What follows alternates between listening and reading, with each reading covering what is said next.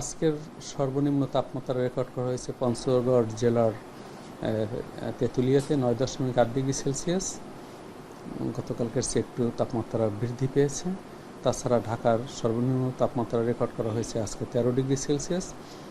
যদিও একটু কমে গেছে ঢাকার তাপমাত্রা, কিন্তু যেহেতু কুয়াশা কেটে যাচ্ছে, কুয়াশার পুরুত্ব এবং ঘনত্বও কমে যাচ্ছে সারা বাংলাদেশেই। সেই কারণে আমরা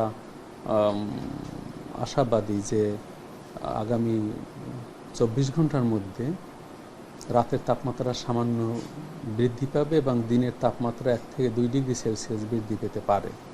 সুতরাং সর্বোচ্চ এবং সর্বনিম্ন তাপমাত্রার পার্থক্য কোথাও কোথাও যে 10 ডিগ্রি সেলসিয়াসের নিচে এবং কোথাও কোথাও 5 ডিগ্রি সেলসিয়াসের নিচে আছে, এবং শীতের অনুভূতির যে তীব্রতা রয়েছে তা থেকে কিছুটা উত্তরণ ঘটবে। শীত থাকবে, শীতের অনুভূতি থাকবে, তবে শীতের অনুভূতির তীব্রতা আজকে থেকে 7 তারিখ পর্যন্ত শীতের অনুভূতির তীব্রতা একটু কমে যাবে, এবং 7 এবং 8 তারিখের দিকে ময়মনসিংহ এবং সিলেট বিভাগের 2-1 জায়গায় ইলশে গুঁড়ি বৃষ্টি হতে পারে, এবং এই বৃষ্টিপাতের পরে আবার নতুন করে তাপমাত্রা কমে গিয়ে শীতের অনুভূতিকে আবার তীব্র থেকে তীব্রতর করার সম্ভাবনা রয়েছে। তাই সেই কারণে আপাতত একটু সুসংবাদ হলেও 9 তারিখের দিকে কিন্তু আবার তাপমাত্রা কমবে। তবে যেহেতু জানুয়ারি মাস সবচেয়ে শীতলতম মাস এবং মধ্যরাত থেকে সকাল 10টা পর্যন্ত নর্মালি কুয়াশা থাকে, কখনো এই কুয়াশার ব্যাপ্তিকাল যদি বৃদ্ধি পায় তখন সূর্যের উজ্জ্বল কিরণকাল অর্থাৎ সূর্যের প্রখর আলোর প্রাপ্যতা কমে যায়। তা কমে গেলে তখন দিনের তাপমাত্রা তেমন বৃদ্ধি পেতে পারে না। শৈত্যপ্রবাহ না থাকলেও অনেক সময় দিনের বেলা যে তাপমাত্রার ঊর্ধ্বগতি থাকে, ঘন কুয়াশার কারণে অনেক সময় সেটা ব্যাহত হয় এবং দিনের এবং রাতের তাপমাত্রার পার্থক্য তখন কমে যায়, শীতের অনুভূতি তীব্র থেকে তীব্রতর হয়। সেই ধরনের পরিস্থিতি কিন্তু জানুয়ারি মাস জুড়েই থাকে। তবে কখনো কখনো তাপমাত্রা যখন 10 ডিগ্রি সেলসিয়াসের নিচে নেমে আসে তখন তাকে আমরা শৈত্যপ্রবাহ বলে থাকি, এবং এই শৈত্যপ্রবাহ যখন শুরু হয় তখন দেশের পশ্চিমাঞ্চল দিয়েই শুরু হয় এবং আস্তে আস্তে মধ্য অঞ্চল হয়ে দেশের দক্ষিণ পূর্বাঞ্চল পর্যন্ত বিস্তার লাভ করার আমাদের অতীত রেকর্ড রয়েছে। যেমন তেঁতুলিয়াতে সবচেয়ে সর্বনিম্ন তাপমাত্রা রেকর্ড করা হয়েছে আমাদের দেশে 2018 সালের 8 জানুয়ারি 2.8 ডিগ্রি সেলসিয়াস। সুতরাং তাপমাত্রা কিন্তু অনেক কম, অর্থাৎ 3 ডিগ্রি সেলসিয়াসে কম হওয়ার রেকর্ড রয়েছে।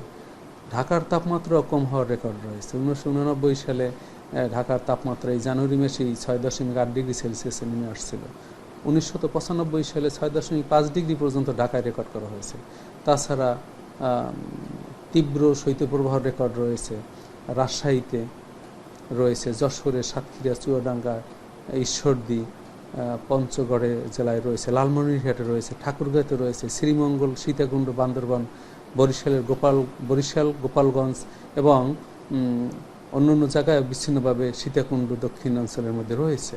সুতরাং এই যে শীতের অনুভূতি, এই যে তাপমাত্রা কম,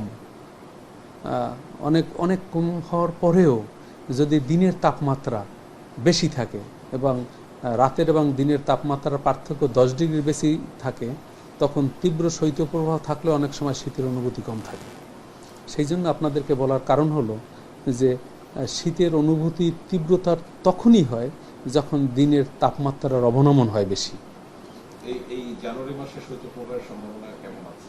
দেখুন, আমরা আমাদের প্রত্যেক মাসের 1 তারিখে আমরা একটা দীর্ঘমেয়াদী লং রেঞ্জ ফোরকাস্টিংয়ের আমাদের বৈঠক হয় বিশেষজ্ঞ কমিটির। সেই বৈঠকে আমরা সর্বসম্মতিক্রমে সিদ্ধান্ত গ্রহণ করেছি যে এই জানুয়ারি মাস যেহেতু শীতলতম মাস, এই জানুয়ারি মাসে 1 থেকে 2টি দেশের উত্তরাঞ্চল, উত্তর পশ্চিমাঞ্চল এবং দেশের দক্ষিণ পশ্চিমাঞ্চল, এই অঞ্চল জুড়ে 1 থেকে 2টি মাঝারি থেকে তীব্র শৈত্যপ্রবাহ থাকতে পারে, যেখানে তাপমাত্রা 6 থেকে 10 ডিগ্রি সেলসিয়াসের মধ্যে যেখানে তাপমাত্রা 4 থেকে 8 ডিগ্রি সেলসিয়াসের মধ্যে ওঠানামা করে। মাঝারির ক্ষেত্রে 6 থেকে 8 এবং তীব্র শৈত্যপ্রবাহের ক্ষেত্রে 4 থেকে 6 ডিগ্রি সেলসিয়াসের মধ্যে তাপমাত্রা ওঠানামা করে। সেই ধরনের সংখ্যা আমরা বলছি 1 থেকে 2টি হতে পারে। এবং অন্যত্র বিশেষ করে অন্য অন্য বিভাগগুলোতে এই এই শৈত্যপ্রবাহ হতে পারে 2 থেকে 3টি মৃদু ধরনের। তাই সুতরাং আমাদের বক্তব্য স্পষ্ট যে এই ধরনের ঘটনা এই জানুয়ারি মাসে হতে পারে। হ্যাঁ, আপনার পঞ্চগড়ে তো আজকে তেঁতুলিয়াতে 9.8, এর নিচে নাই।